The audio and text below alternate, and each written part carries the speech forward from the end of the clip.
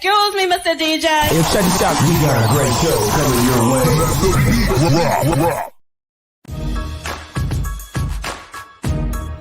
From the ECSI Sports Studios, it's the Midday Market Report with Jeff Dawson.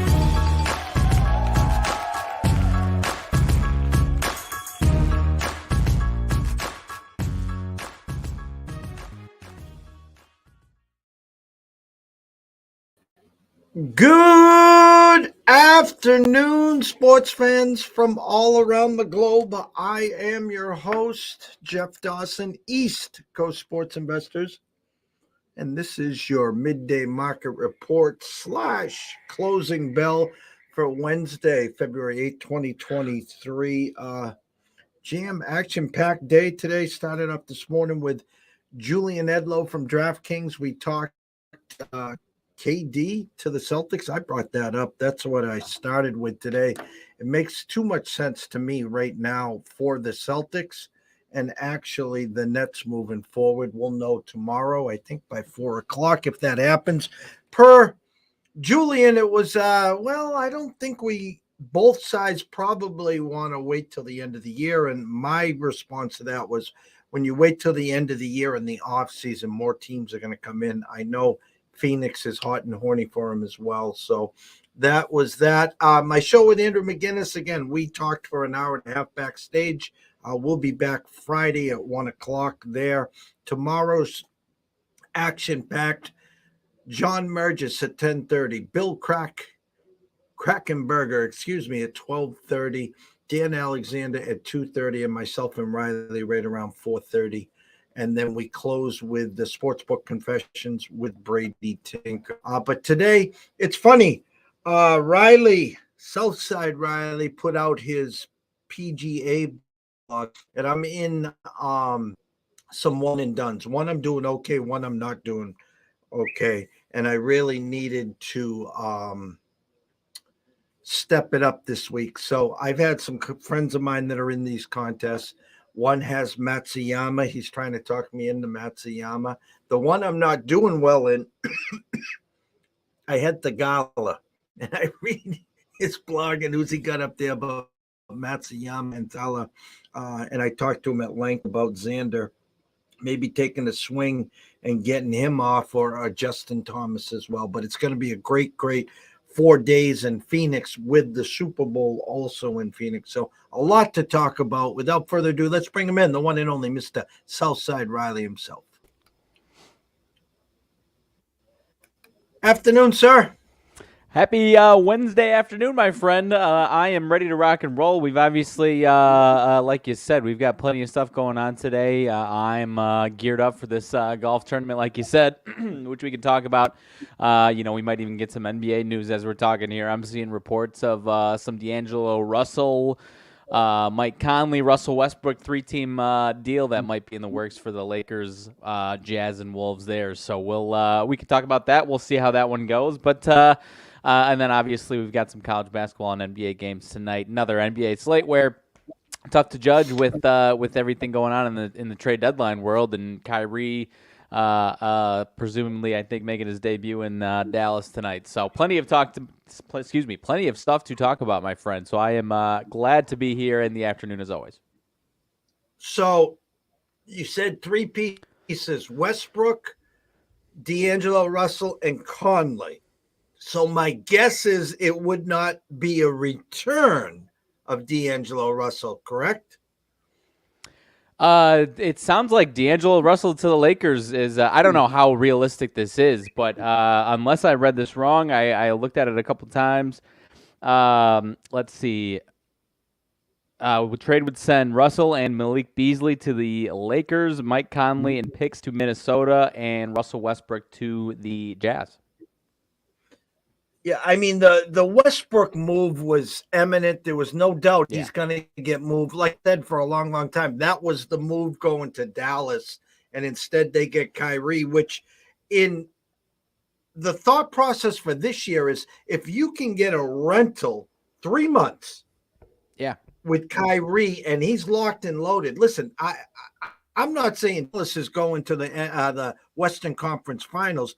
I didn't say they were last year either. That team Right. with Luka, and of course Brunson was lights out there. They Yeah. had the pieces to make that run. They caught Phoenix at the right time. They were banged up. So the wild west is wide open. I talked to Julian about this. I'm going to ask you your thoughts. Not too long ago, before Zion got hurt, when they were healthy, they were the 1 seed. Now Ingram's back. Zion's going to be back after the All-Star break. If we were to talk buy now, are you interested if we play devil's advocate and said Zion will be healthy after the break and he's going to make it to the playoffs?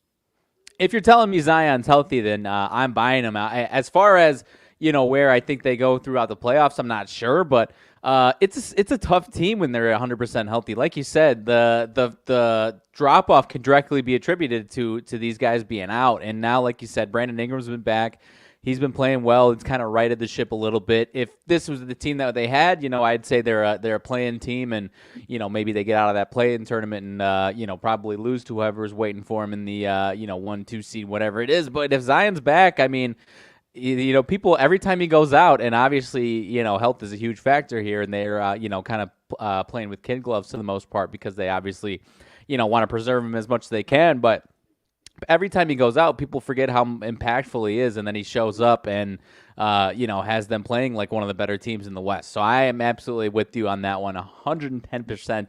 I believe in the Pelicans if they're 100% healthy. CJ McCollum, if he's playing well, when they were playing their best, he was starting to really get going. So a few things got to align, and maybe they've got a trade up their sleeve. But I as far as a team that could emerge from where they are right now, I would absolutely say yes. We talked last night when we broke down the NBA. Denver was in that nice revenge spot. Again, they flexed their muscles last night and just whitewashed with a box-to-wire win there. A team I talked about a few months ago, that was the team. Again, I think if you take a snapshot of the West right now, and I think 3-12 is like a difference of 3 games. That's how crazy the West is right now. Anything can happen, and we're talking health. If LeBron got the right piece, and D'Angelo Russell's not that piece that's going to move the needle, but a healthy LeBron with a healthy AD and a Kyrie would have moved the needle. D'Angelo Russell is not the answer. I can't think of another piece there that would move the needle for me there. But the Wild West, I mean, flip coins. I mean, you can buy low on these teams. Right now, you're going to get what are you going to get the Pelicans at right now? Like 10, 12 to 1, something stupid like that. Right? To win the West, you're talking? That sounds about right. I haven't checked it a few days, but 14 on Vandal, 14 to 1 for the Pelicans. You can get shout out to the best. Go ahead. I don't necessarily believe in them in a conference or to win the conference necessarily, but the 3 seed Kings right now is 42 to 1 to win the West. 42 to 1. Shout out to the best producer in the land, Mr. Kiefer Madness, with us today. It's funny. I started out with Julian today. We talked NBA for 20 minutes, and here I am back in the NBA. Someone that doesn't talk NBA here. Holy moly, it's been one of those days. I apologize. All right. Last night, college hoops, it's funny. You break down some games and you feel like a hero, and then you break down some other games, feel like a zero. I was going back and forth with Coach Young. He was on Sports Grid, and he talked about he loved the Johnnies. And here I am saying, well, I understand your thought process. Coach is on the hot seat, but the Johnnies are hosting Providence on Saturday. And listen, the Johnnies were winning for 55 minutes of that game. Butler finds a way to steal it at the end. Auburn hosts Alabama on Saturday. Game day will be there. That's another game I'm already eyeing. And the reason I'm starting the show like this, and because I got a stench of the night, and boy, is this a stench of the night coming later for everyone watching and listening here. But I'm looking at this Creighton team tonight. Tip-off's at 6:30. 3-point favorites at Seton Hall. You know who Creighton has on Saturday? I actually don't know. My Yukon Huskies, who I said on this show had to get out early. And what they do, 17-4, 24-8. Thanks for playing, Marquette. Yeah. Hey, Shaka, see ya. Wouldn't want to be you. Get back on that bus, lights out. See ya. And that was the Huskies team that started the year 14-0 and number 2 in the country. It was so good to see him back. But as we're progressing now in these March games, pre-March, February games, you got a lot of these look-ahead spots that I think people, either that or revenge spots, you're really going to peel these onions back. 100%. And you had last week with Indiana putting up a stinker to Maryland, and then they bounce back, obviously looking ahead to Purdue, and they take care of business there. You and I talked about them as far as what to expect from them. They showed up last night and had a nice game against Rutgers. Maryland, Michigan State couldn't hit the water if they fell out of a damn boat. I mean, and that one I didn't catch the start of it. I think I was still missed the start of it watching. I think it was the Auburn and A&M game. It looked like it was 14-0 to start the game for Michigan State there. So they ended up taking coming all the way back. I didn't get a chance to see what the live line was at one point. I was interested in Maryland coming back, and they ended up losing by 5. But the Big Ten itself is definitely interesting. There's a couple games tonight that obviously we'll talk about that are interesting. But no, you're absolutely spot on. That's been, especially the last 2-3 weeks, that's been one of the most true indicators that we've had as far as those look-ahead spots. And it's been working out pretty damn well in a lot of these spots. Everyone watching and listen, take quick note. Kentucky's going nowhere. They cannot, I said it last night, I'll say it again, they can't hit the broadside of a barn. Give them an open jump shot, they can't score. And I talked about that Arkansas team. You looked back, I wasn't sure if it was Elite 8 or Final 4. They lost to Duke last year. Are they as good as last year's team? No, they're not, okay? But they put an ass whooping in the second half in Rupp Arena to the Wildcats. So I just talked to Julian this morning. I talked to a few people. I talked to Andrew off stage earlier today. Take a look at some Arkansas futures. I think it's 35 to 1. Again, they're battle tested. They've been there before. I don't know what they'll get for a seed, 5, 6, 7 seed, somewhere in that area. Maybe, I'm not sure of the exact seedings. They're going to be a dangerous team. I think they get through the first weekend. Again, if you start to build up that portfolio, grab some 30, 35 to 1s. I was talking out west. The U-State's at 10-1. I'm sorry. But that's the price you'd have to pay. Yeah. I talked to him about St. Mary's at 35 to 1 earlier. They beat Gonzaga on Saturday. We're going to start to build up that portfolio as we speak. And I'm going to flip the stage to you for 2 seconds. I want you to take over and talk. If you want to go into some golf or you want to break down a game or two, I am going to 1 second. Well, you said we can skate right through these NBA games as you're to do this right here, because like I said yesterday, if anyone wasn't listening, and especially today as we're heating up today, there's a couple of games with some trade deadline implications already. The Mavericks playing tonight against the Clippers, I think, as 8-point dogs with Kyrie back. There's so many tough games to get into with these trade deadline thing, moves that have already happened or moves that might happen tonight, that it's just tricky to get into, and you don't want to bet on something and then have the third or fourth best player shipped out, or even a role player coming in, but they lose something off the bench for that night and don't get whoever they're bringing in for a couple days. So Detroit and Cleveland, maybe this one is one that's kind of avoids what I just said, but 10.5, 11-point spread I think it is here for the Cavs at home against Detroit. This Detroit team 14-41. They've been obviously pretty damn ugly. For a while, it was single-digit spreads that had me interested in the Pistons, and I've had some success in those spots. This one's obviously double digits. I would like it to be a little bit, higher than this one, but I think the Cavs probably take care of business. They're playing well right now. Detroit's lost their last two. Offensively, pretty challenged right now. Darius Garland, Donovan Mitchell, questionable, though. That's obviously one thing to monitor there. And if those guys are out, then you obviously could be in trouble if you take the Cavs. So, going to stay away from that one. Charlotte and Washington is the next one up at 6 my time, 7 o'clock East Coast time.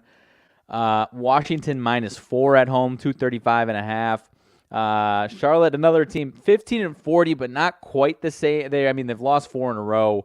Seem to have a little bit of a different feel to them than that Detroit team that I just talked about. They are in the tank race for sure, but still at times show up as if they're, trying to win a few of these games. So this one was interesting to see a 4-point spread December 2nd of 2022. So this season, December 2nd. Charlotte was a 4-point dog at home against Washington. Someone say Charlotte, TJ. Yes. I don't know. This one is an interesting spot. It could be a little, inflated the opposite way because Washington's lost their last 3. But this could be a spot where, Charlotte actually kind of hangs in there, and this one could be a close game. So I'm not playing it. Could be a little stinky, but this one seems a little weird to me. -4, like I said, 4-point spread when it was in Charlotte. Now it's in Washington, still a 4-point spread. Bradley Beal is questionable, so maybe that is the reason. Kyle Kuzma questionable, so another game to monitor with these injuries. But I'm going to stay away from that one. Boston hosting Charlotte. This one's on ESPN, 6:30 my time, 7:30 East Coast time. 4.5 point spread for the Celtics here. Let's see. Robert Williams, Al Horford, Embiid, all questionable. Not sure if that's updated or not. The Embiid was yesterday, last night, questionable, so not sure if there's been any news. I can double check here in a second. Teams actually haven't played since early in the season, October 18th. Celtics got the early season win. Celtics, ho-hum for the most part, still playing well. 3 of their last 4. 2 nights ago, I think it was, 2 nights ago at Detroit, they get a 12-point win. Philly gets a few days off here after a loss at New York. So as long as Embiid is playing, it seems like a lot of people are expecting the Sixers to put up a better fight.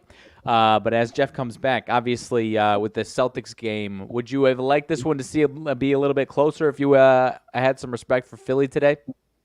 I actually thought that the overnight number was short. I had a 4 with a 227. That was my daughter. My daughter, she's actually heading to the game as we speak. So, oh, nice. Yes, and her potential new job is with a family, and the father of the family in the press box with the owner Wick himself tonight. So small world as we're walking into this. I thought the number was short. Currently right now, at Circa is 5 with a 224.5. Everywhere else on the Vegas strip is 4.5. DraftKings 4.5. Bet Online 4. So some respected money came in at the Circa with Mr. Benson and Mr. Metcalf there to bump that to 5.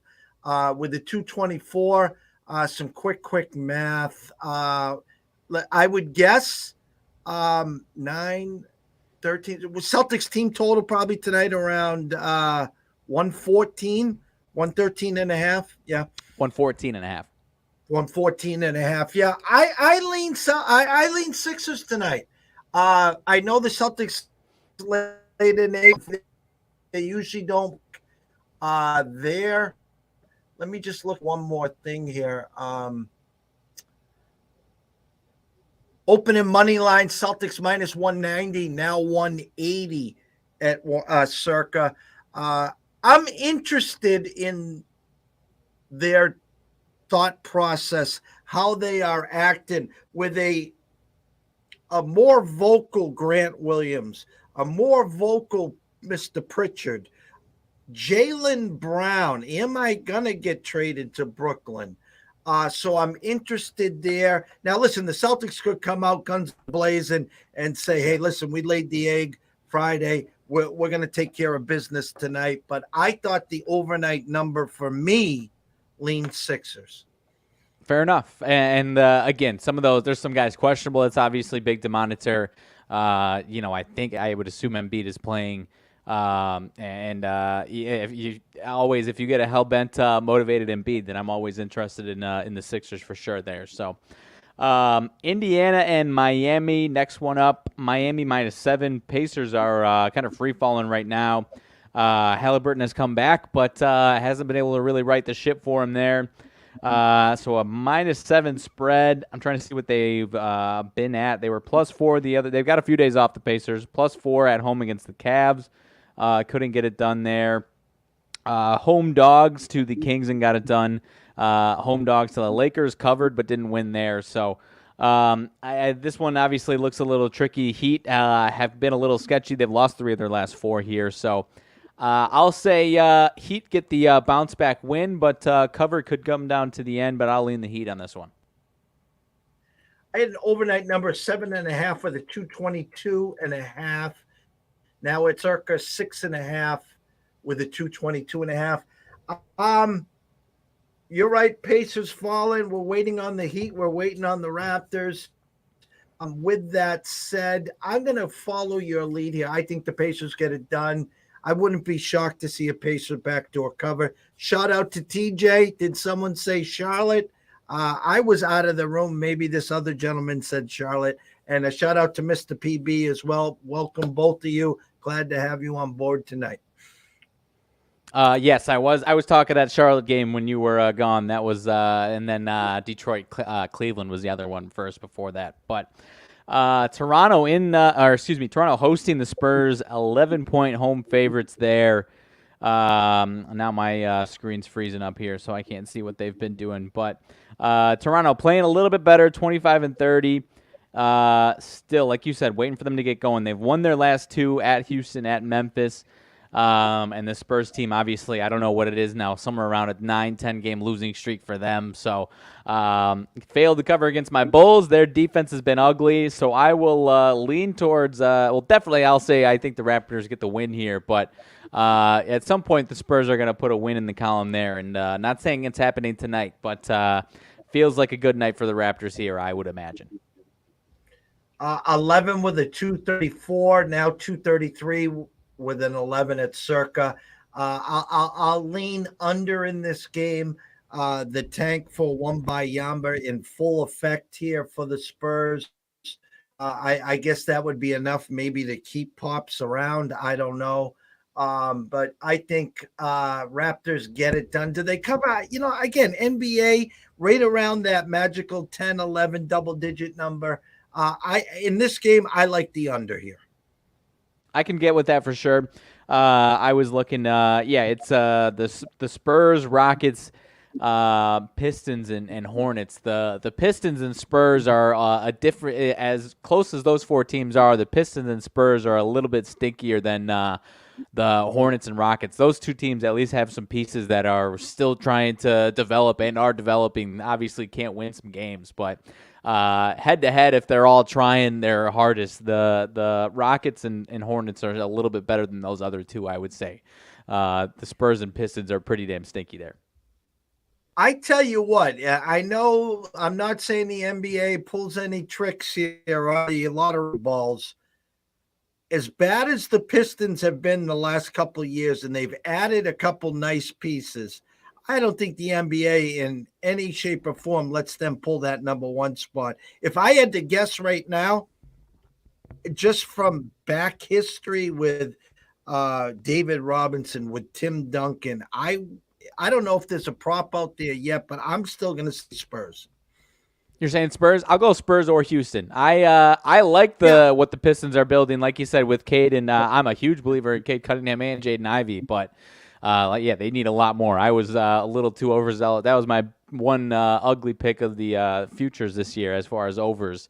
No, I'm with you there. I would as much as I should dislike the Pistons as a Bulls fan, I don't dislike those guys, and I'm hoping they can kind of put something together there. So speaking of Houston, they are hosting Sacramento, 8.5. That one, again, we're talking about them right now. 13-41, Kings 30-23. They've They just beat Houston a couple days ago, 140 to 120 as 7-point dogs. So, like we talked a little bit ago, these double games haven't been going as much. We did see in a little bit of a different sense, not as bad as Houston by any means. The Minnesota and Denver, split over the 2 games there, but. I'll say Houston puts up a little bit more of a fight here. They gave up 140 points. I'll say their defense at least stands a little taller today. And so I guess I'm leaning towards the Kings team total under, but I'm staying away from it. But I'll say the Rockets keep this one closer this time around. I like that idea. I actually would sprinkle a little beer and pizza money on an outright here. Just the gut feeling. Sure. It smells like one of those OKC traps here to me. My overnight number was an 8.5 for the 241. Again, they scored 260 last game. I like the under here. They're betting the under at circa right now. They pulled down the total for some reason at circa. Everywhere else is 238, 239.5. I'm wondering if there's all of a sudden going to be a scratch. It's kind of surprising. I don't see a total there at circa. So I do like the under 239.5. I think the Rockets are sneaky here tonight.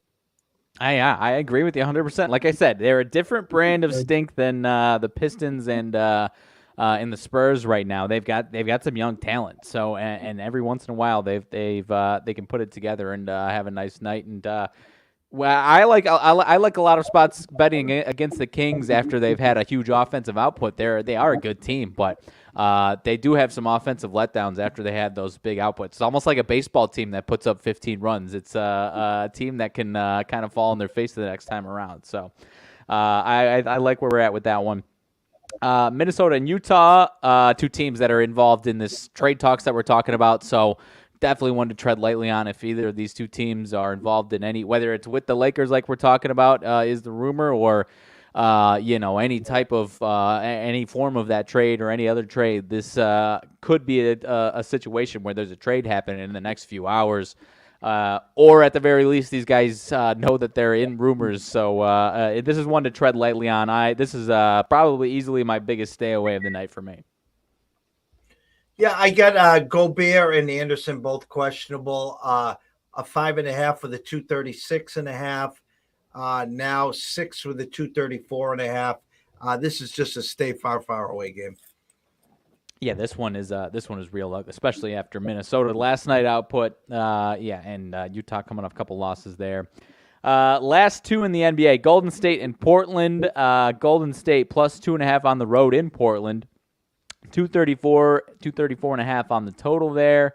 Let's see. You've got still Steph Curry out for the Warriors there. They've been playing okay. They just won their last 2, home for Dallas, home for OKC. Without him, haven't been as good on the road. Just in general. They've been pretty bad on the road. Would like it to be a little bit more without Steph Curry there, but Portland coming off of 2 losses. They're just on the outside. I'll lean towards Portland, but I would like it to be a little steeper than -2.5 here. I don't know.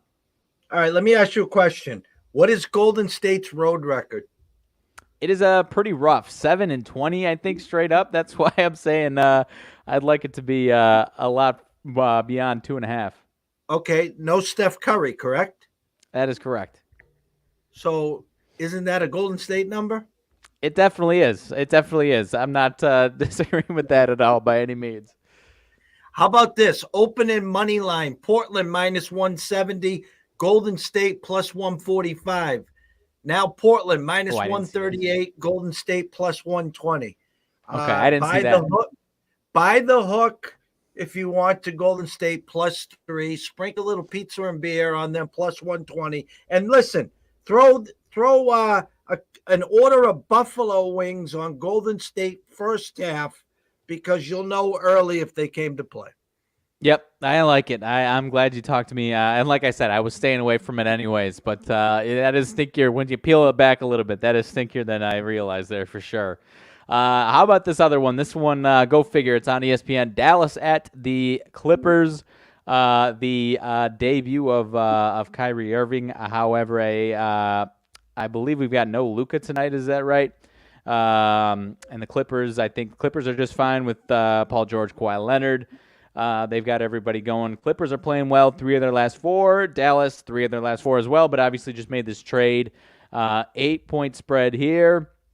And a lot of the public on Dallas. A lot of the this seems like pros versus Joes in this one. I am going to stay far away from this one. I actually like Dallas's, get Kyrie's feet wet without Luka. I almost like that a little bit better.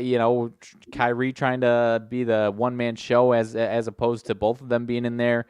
But obviously, the 8-point spread, it's a little, without Luka, that's why we're seated that high. So I'm staying far away from it. I will say a nice night from Clippers, but wouldn't shock me if the Mavericks found some way to win this game or keep it close.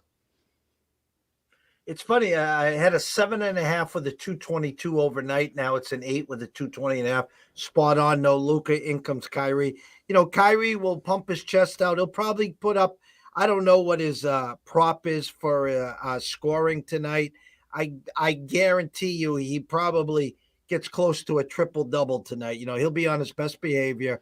But I think it's the Clippers are rounding slowly into form. The only questionable one is John. It's a Clipper number to me. Yeah. Oh, definitely. 27.5 is Kyrie's point total for what it's worth there as far as the and I think it was 4.5 and 5.5 rebounds and assists. So, maybe a little of everything there. So I am not disagreeing with you, but that is it for the NBA, my friend. We can head over to the college basketball stuff. Anything on these early games? Let's see. Creighton and Seton Hall, you actually talked about that one. Anyone or anything else you want to mention with that one?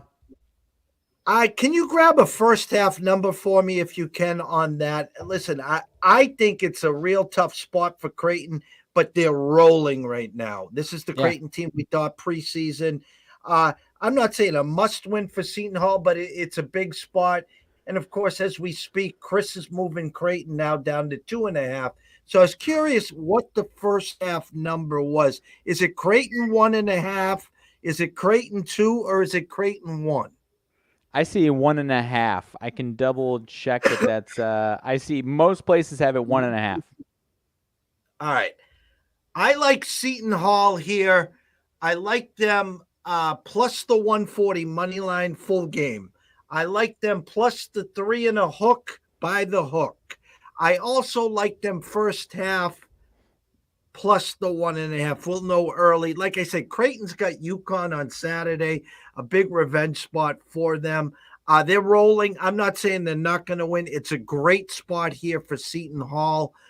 It's the classic 6:30 tip-off on Fox. I don't know if Gus or who's going to be there, but I like the Hall here. So tread lightly, but I like the Hall here. I'm with you, and I mean Seton Hall, as per the bracketology on ESPN here, Joe Lunardi, he's got them first 4 out. I guess I'll double check when that was updated last, as of yesterday morning, so before last night's games, but first 4 out. So the sense of urgency needs to be there on top of everything you mentioned there. So I like where your head's at with that one for sure. Big Ten game at that same time on the Big Ten Network. Michigan hosting Nebraska. Michigan gets the we didn't talk about it. You on your action parlay, I know you had a little bit of a cushion than most people. A lot of people had the travel and the sweat. The Michigan kids cheering for an Ohio State bucket behind the bench. I mean, that's a rare sight to see that happen, and so that one was wild, obviously. But Michigan 2 in a row. They've been all over the place, 13-10. But nice wins though at Northwestern and home for Ohio State. Nebraska coming off of a win against Penn State.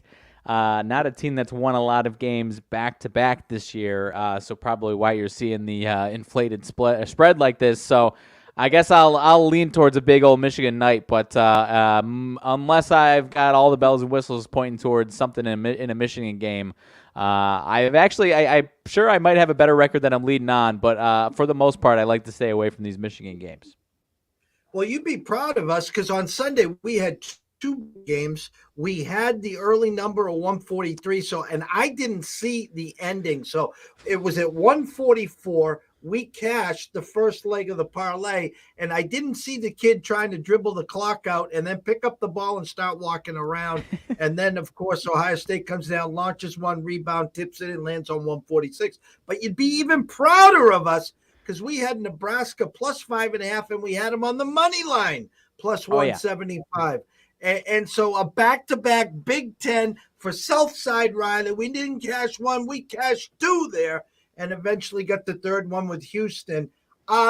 Listen, I had a 9.5 with a 136. People are drinking the Kool-Aid. It's not the Fab Five tonight, people. It's not. But I think Nebraska, coming off their win, will probably go through the motion. So I like Michigan here. I think they're starting to put a few things together. Inflated number, people. It's inflated at 11.5. So just be careful. That's all. And again, I'm not saying they lose tonight. I don't think they do. They need to go on a run. But if we're talking about look-aheads, they've got Indiana at home on Saturday. So that would scare me off of this one if I was strongly considering it. They really need to go on a run. They've got the games aside from this one. If they lose this one, they're you might already say they're toast, but they're 7-5 in conference. But after this one, they've got a bunch of games that would be resume builders, and then obviously the Big Ten tournament. So they really need to get hot here if they want any chance going forward here. So let's see. 30 minutes after that one, this one was interesting. The number 11 team for the AP, Iowa State at West Virginia. 3.5, 4-point spread here. I imagine a lot of people are on the Iowa State train here. Our guy, Mr. Lucky, was all over there suggesting them against Kansas in the bounce back after the Texas Tech meltdown, and that was absolutely right. Their defense was great. But on the road here, 2-5 straight up on the road this season. They have not been as good on the road, and West Virginia's actually kind of quietly playing well right now. 3 of the last 4 in the win column there. So I don't know. This one feels a little goofy here, but I think this one's going to come down to it one way or another on this one. I had a 3.5 with a 136.5 now currently at circa. He's got it at 3.5 with a 135.5. It's a flat 4 across the Vegas Strip. I will tell you, my phone was blowing up yesterday. Everyone eyeing West Virginia tonight. They think that, the ranked team versus the unranked and coming off a big win, the letdown. So I see it. You're buying an inflated number of 4. That's all I'm not saying West Virginia's the wrong side tonight. I'm not. And Huggy Bear's got his team playing better and at home. Okay. But I'm just telling you the numbers inflate. I'm going to say there. No, I totally agree with you. It seemed like a little too good to be true as far as that type of situation. Not again.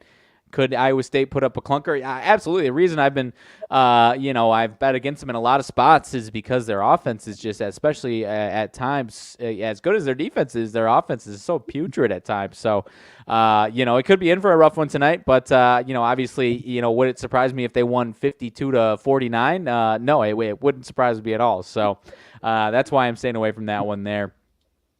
Tennessee on the road at Vandy, same time as that one. 10.5. Would you have liked this one to be a little bit higher if you like Tennessee, or is this a fair spot here?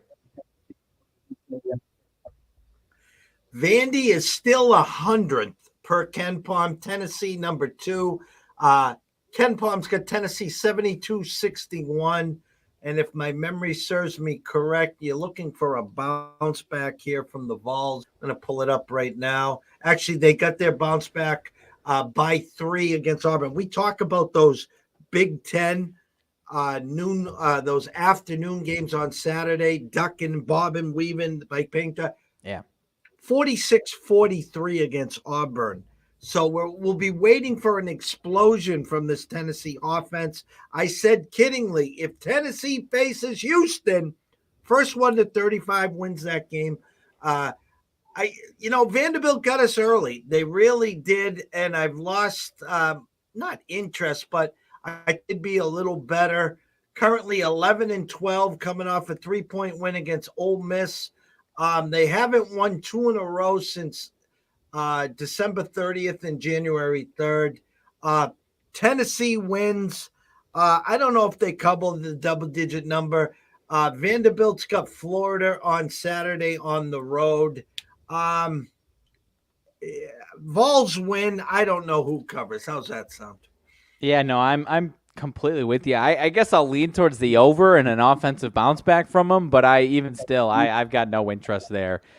In this Vandy team, it was their last. I mean, you just look at how many points they've scored their last 5. It's all over the map. I mean, 85 at Georgia, 53 at home against Kentucky, 66 at Texas A&M, 44 in a 44-101 loss at Alabama, and then they bounced back with 74. So, I'm it's all over the place. Like you said, I think Tennessee wins, but who knows what the hell else is going to happen in that one.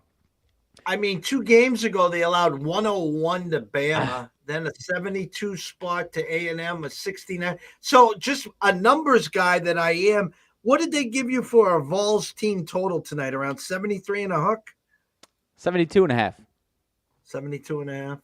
It's probably going to land on 72. It probably is. Yeah. No, I'll lean towards the over on that. But again, I've got no idea. This Vandy team can make this one a 70-point game or a 7-point game. Who knows? So let's move on down the line. Let's see here. A couple games now we're talking about there. Let's see. I know there was one in the later windows here. Let's see. Oklahoma State hosting Texas Tech. Kind of in between 7 my time, 8 your time. This Oklahoma State team been playing a lot better. They finally are looking like the team they were expected to be. They've won 4 of their last 5. Nice win at home against Iowa State. Tough loss at Texas. Nice non-conference win against Ole Miss, and then Oklahoma win at Oklahoma, win at home against TCU without their leading scorer. Texas Tech finally got a couple wins under their belt, then ran into a Baylor buzzsaw. So, you know what? I don't know what to expect out of this one. I've had some action on Texas Tech. I had them in that comeback game against Iowa State. So I'll lean towards them, keeping it closer than the 5.5. But this Oklahoma State team's playing a lot better as well. Both these teams, I've been a fan of taking these two teams in an underdog spot such as this. So that's why I would be staying away from Oklahoma State. But I've gotten I'm almost at a point where after that Texas Tech comeback, it's just take my money and run from them and never touch them again the rest of the season is almost where I'm at with them. No, you learn it. It's not the Chris Beard Texas Tech Raiders that we're accustomed of. And I think they're living off of that nostalgia. As you said, Oklahoma State playing a lot better. They're the team that we thought they were. Ken Palm's got them 29th right now. Texas Tech at 70th. Ken Palm's got Okie State 71-63. And to me, that sounds about right. Okay. Yeah, no, it could still be a solid game, and then Oklahoma State just pulls away at the end there. I was trying to pull up where they're at. They're listed as last 4 in right now, as far as bracketology is concerned. So another one that they need more than you would think. So I'll still lean towards Texas Tech, keeping it close, but again, I'm far away from. They've long been off my TV and my bet list right now. So other Big Ten game here tonight, 7:30 my time, 8:30 your time. Wisconsin at Penn State, 3.5, 4 at home for Penn State here. Both these teams not playing well right now. 2 of the colder teams, aside from obviously the bottom 2 teams, 2 of the colder teams right now. Wisconsin, losers of 4 of their last 5 at least in their last 5 here at Northwestern, at Maryland, home for Illinois. They bounce back with a win at Ohio State, and then a home loss to Northwestern over the weekend. Penn State, obviously the loss at Nebraska, 2 straight losses at Purdue, at Nebraska. So you would think Penn State bounces back, but I don't know what to expect out of this one. This one's going to be a dogfight. This is going to be your midweek Big Ten paint drying game, potentially. Would like it to be a little bit lower if we're feeling that confident about the under, but I'll lean towards Wisconsin, but your guess is as good as mine with this one. You could use the thought process Penn State peaking at Nebraska for this game. Wisconsin, again, struggling. So anyone wants to run to the window and take Penn State, I see that. I see that in the bounce back spot. I'm just going straightly from the market and the eye test. I thought that overnight number was low. I thought it should have been a little higher. I would have respected a 5.5, 6. Instead, my overnight number was a 4.5 with a 127.5. And the market kind of believes what I'm selling right now is the fact that it's a flat 4 and at 126.5. So again, anyone that wants to take Penn State in the bounce back, I'm not saying not to. I'm just saying it's a Wisconsin number tonight. That's all. Yeah, no, we totally agree on this one. Yeah, I'm excuse me. I haven't Wisconsin hasn't done enough offensively to make me have me run into the window. I mean, you could pull this game up and they could be shooting 20% from three and looking ugly offensively. But I'm with you. I absolutely lean towards Wisconsin in this one as well.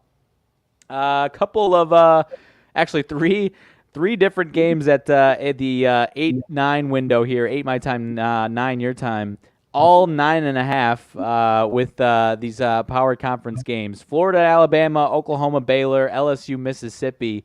We'll start with Florida and Alabama, 9.5. This Florida team's been scrappy at times, but sometimes when you expect them to show up and be scrappy, their offense is ugly and they're only putting up 55 points. Bama obviously rolling. After the loss at Oklahoma, 2 kind of easy wins at, home for Vandy, the one we talked about, and then at LSU by 10. I don't know. Any thought that Florida can hang in this one, or is this another Bama rolling easy in this one here tonight? It's, you look at this game and it's like, it's an Alabama number, and it's hard to say that. Is Florida 13-10. Okay, so records aside, they lost to Kentucky by 5. They beat Tennessee by 13. They lose by 14 to Kansas State. They beat South Carolina, Mississippi State, and then they lose to A&M. Which Florida team? Is it the scrappy one, or are you going to get in front of this Alabama team that just put up a buck and change? 2 games ago? I mean, this Alabama team, and it's a big if, because you live and die by the 3. If they ever got hot for that 8-game stretch come March Madness, forget about it. There's not a team on the planet that can beat this team. UConn beat them by 13 early this year, okay? That was the bad Alabama team. If they played right now on a neutral court, I'd say Alabama would be favored by about 2.5, 3 right now. So with that said, you got a 13-10, 38th on Ken Palm. Alabama 5 on Ken Palm. Now at 3-3, they lost 93-69. After that, put up 101 against Vandy and beat a bad LSU team by 10. I will say this.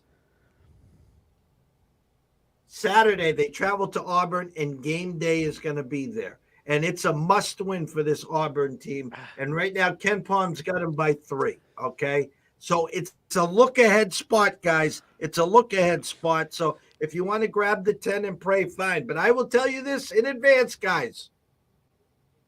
Auburn, Saturday, will beat Alabama. I'm just saying. Okay. I don't dislike that at all. I'll take the 3 or 3.5 that they're going to offer us, but Auburn will take them down on Saturday. I don't dislike that at all. As far Florida has just been maybe my biggest thorn in my side as far as Power 5, Power Conference basketball the last 2 years. Anytime I expect them in a spot like this or any spot to rise to the occasion and be better than what people expect, they like I said, they put up 50-55. So I'm a little scorned by Florida. They have gotten I just haven't touched them in a while. They've pissed me off a few too many times. So now that I'm off of them, they might even win this game outright, like you said. So I'll let anyone do with that information as you like there. So kind of a similar situation, but obviously Baylor not as not a top 3 team in the country or whatever Alabama is. Baylor and Oklahoma. Oklahoma, another team, 12-11, kind of like Florida. But Baylor is scorching hot right now. They lost a couple games ago at Texas, but aside from that, they've been rolling along. Smoked Texas Tech in their last game over the weekend. A tough game against Texas. Before that, beat Arkansas at home, beat Kansas at home. And then this last meeting was a 2-point game. January 21st, these two teams played 62-60 Baylor. So I don't know what to expect. I have had some success in a couple spots with Oklahoma. So if you're telling me Oklahoma's going to show up and be better than the record, I would not be surprised at all. And if you're telling me Baylor's going to continue to stay hot, I also would not be surprised at all. So any thoughts from you on this one? Number 13 on Ken Palm, Baylor, Oklahoma 55. Ken Palm's got it 76-68, landing on 8. I think they're trying to entice us in Oklahoma. Now, with that said, it's a Baylor number. It's a Baylor number. Now, that means they got to win by double digits. When we talk tomorrow at this time, would I be shocked if Oklahoma went into Waco and won outright? No, I wouldn't. I wouldn't at all. That number's that high for a reason, though. So Oklahoma Sooner people, just buyer beware here. It's a Baylor number, okay? They're trying to attract Oklahoma money. That's why we're talking about it right here. I'm not saying it's the wrong side. I'm just telling you it's a Baylor number.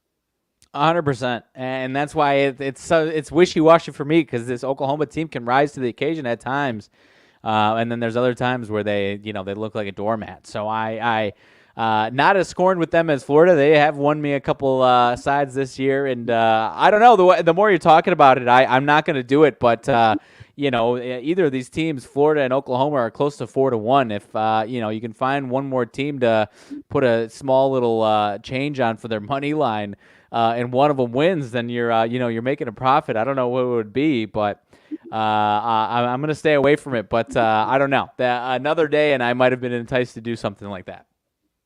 Well, you could go to the window with, like you said, you could go to that window with the LSU, Florida, and Oklahoma. $10 brings you back $400. I know. Because of this LSU team. The LSU, though, that is the one team that Mississippi State's burned me a couple times. We'll move right into that one. LSU's lost. I mean, they are stinky. As I don't know what their record was to start, but 12-11 now. Mississippi State, 3 wins in a row, though. Home for TCU, at South Carolina, and just took down Missouri by 11 at home, 63-52. So their defense is playing pretty well right now. And then everyone knows how stinky LSU has been right now. So I think the line is fair, but would it surprise me if LSU had a nice night? No, it wouldn't, but I'm staying so far away from this game altogether. No, this is the one, though. I'm telling you, Shaq ain't coming to play tonight for LSU, okay? And I'm just telling you right now, this is the stench, because Mississippi State, listen, in conference should not be favored by 9.5 over anyone. So This is the one that if one of those guys was going to win, this is probably the one that comes out, is LSU tonight. Yeah, I don't disagree with you at all. I was going to see what and they're all right around 360, 370. Any other games that you've got on this one while I'm trying to see what this is here? Any other games tonight? I'm just going to give everyone the stench of the night, and then something caught my eye. The stench of the night. Scroll all the way down to the bottom. You got a UNLV team, okay? And the number is moved, but I just where are we? Okay. Ken Palm, UNLV 83rd, Wyoming 163. UNLV comes in right now with a of 15-8. They just beat Wyoming on Tuesday, January 24th, 86-72. Wyoming with a whopping 7-15 record, people. They lost to San Jose State by 20. And let's just say this: 1, 2, 3, 4, 5, 6, 7, 8. They've lost 10 of their last 12 games, and this 15-win UNLV team overnight was 1.5-point favorites. It is now skyrocketed to 3. Yeah. So my stench play of the night is Wyoming plus 3.5. Go grab some line on them, probably around plus 130. And there was one other game here. I just wanted to do my homework here. Let me just double check something here.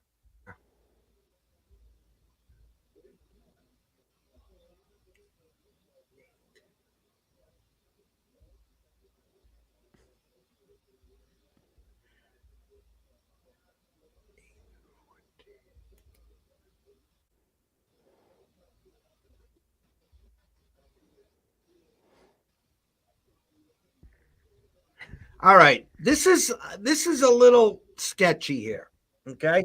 And this is another stench bomb for everyone. 9:00 tonight, St. Joe's travels to Loyola of Chicago. I had an overnight number of 1.5. It's now 4. Loyola of Chicago favored. Now, St. Joe's is 201. Loyola's 234 on Ken Palm. St. Joe's beat Loyola on January 14th, 86-55. They beat them by 31. 31! Now, I'm going to pull up this Loyola Chicago team. 8-14, 2-8 in conference play. 1, 2, 3, 4, 5, 6, 7. They've lost 9 of their last 11. And they lost to this team by 31. And they're 4-point favorites tonight. That is a little stinky there, huh? Things that So my two stenches tonight, Wyoming plus 3.5, plus 140. Loyola Chicago minus 3.5 by the hook. Something reeks to holy damn heaven there. I'll throw one more in there. I guess, you know what, maybe it seems like a little bit more of a fair line. I was hoping to get some optimism. My Redbirds, Illinois State, my alma mater, 8.5 at home against Bradley. Bradley's won 4 in a row, I think, including a win. I would have been better if Bradley had beaten us by about 30 last time around. They only beat us by about 4 at Bradley, but this is their arch rivalry, about 20, 30 miles apart from each other. ISU coming off of a 15-point loss at Belmont. So any faith in my Illinois State Redbirds, or are they getting steamrolled tonight? I'm usually good on both these teams here, so I'm going to do the eye test right now for you. Let's pull. All right, so 84 Bradley, 257 Illinois State. Ken Palm's got Bradley 69-62. Let's pull up Bradley.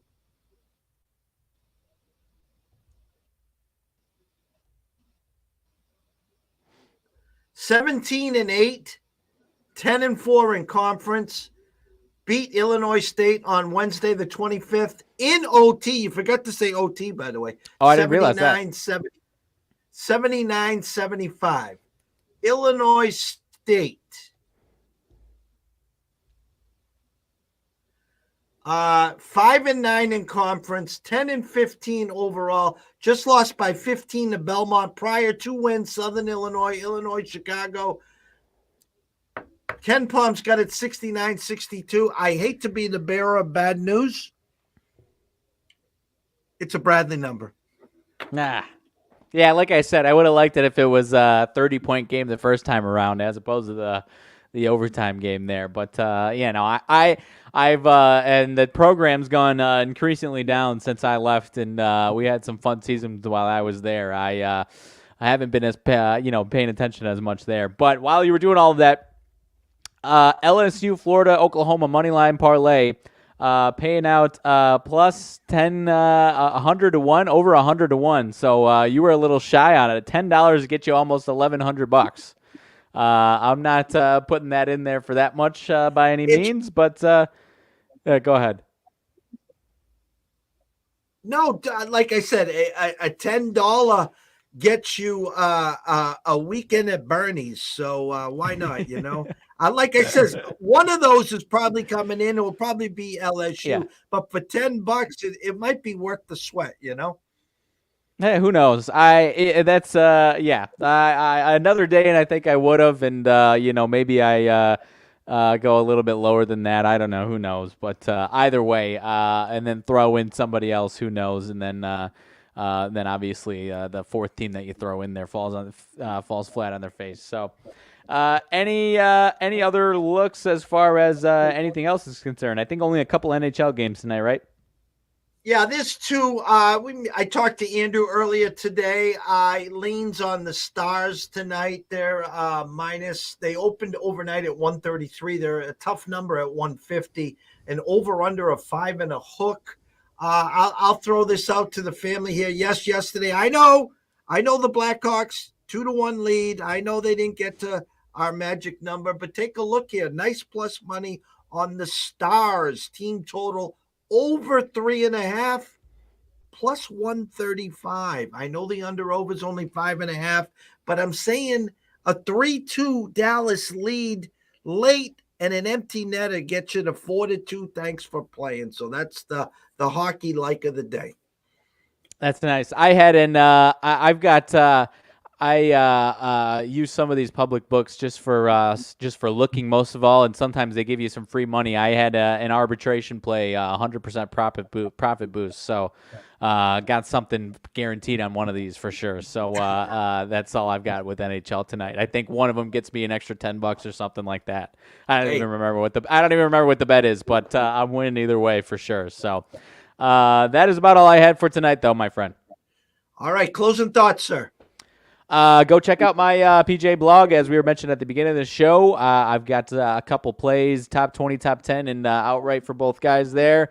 Coming off of already a nice start to the season. You and I talked 2 weeks ago about the finish with Max Homa, and got that to the window, and then got the pre-flop with Justin Rose last week. So trying to make it another pre-flop in a row, or at the least a couple of these guys getting top 10 spots or even top 20 will get me to the window in the green. So that's what I'm hoping for, and obviously go give it a look. You and I, whether it's my blogs or just you and I talking on these shows, we've been pretty damn good with the PGA looks for the most part here. So go check that out. It's going to be a fun one. Get you if you want to watch it, get some action on it. It's going to be a fun one. Can't really go too wrong with a lot of these guys. I try to take the top 10 guys out of it for the most part and get me some guys that I think have just about as good of a shot down a little bit further. But, would it shock me if it's Rahm, Rory, and Xander at the top three this weekend? It would not surprise me. But I like my two guys. So, go give that a look, and then be on the lookout if I've got any ads throughout the week or any other blogs coming through on any of my other categories, such as the Bulls, probably. I'm not sure if we'll get to tomorrow, depending on what's going on with the trade deadline, but I think they're back in action on Saturday after that.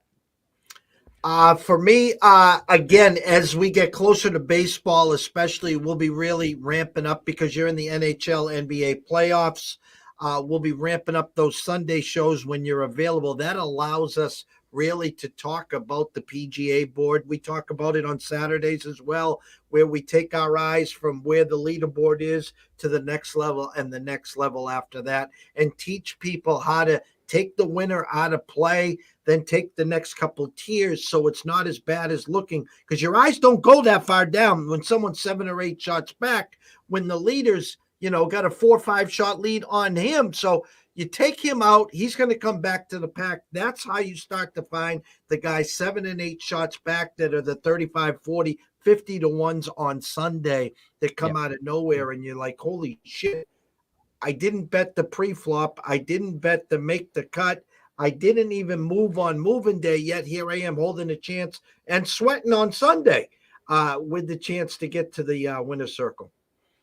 100%. No, like I said, you and I have had some great conversations on Saturday and Sunday with these golfs. So I can't wait to get going with that the next handful of months.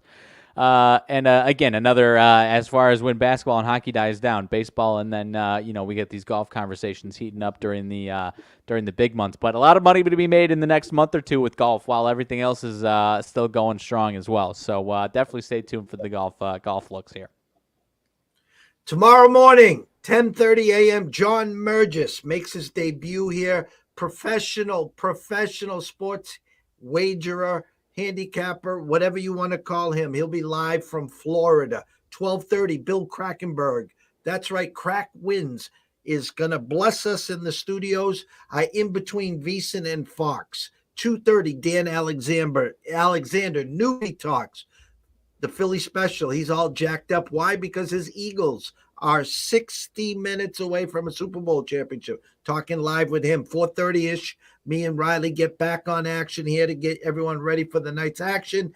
And then at 9 p.m., myself and Brady Tinker on Sportsbook Confessions, we'll be talking about Kyrie to Dallas. He works with the Mavericks. We'll be talking about that. We'll be talking Super Bowl. We'll be talking NBA trade deadline. You got it.